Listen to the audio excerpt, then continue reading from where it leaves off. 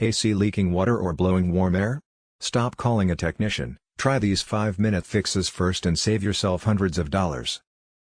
Fixing an AC leak without a technician is possible within minutes if the issue is a clogged drain line causing water to pool, or a minor refrigerant leak in a car that can be sealed with a DIY kit. Water leaks. If your indoor AC unit is dripping water, it is usually a clogged condensate drain line. Locate the drain line. Find the white PVC pipe exiting your house near the outdoor unit.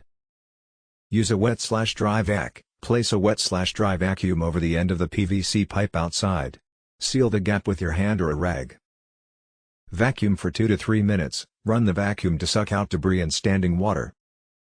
Flush the line. Pour 1 cup of white vinegar down the drain line, via the access D inside, to kill mold/algae.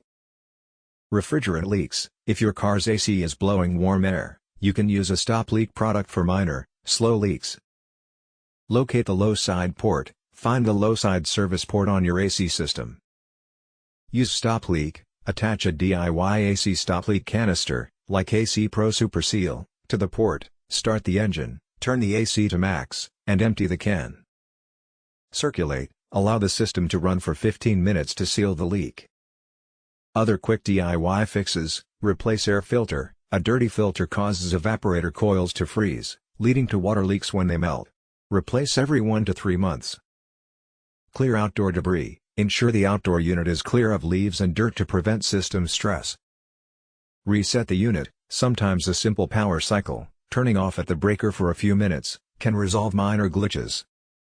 When to call a technician: if the AC continues to leak water after cleaning the drain.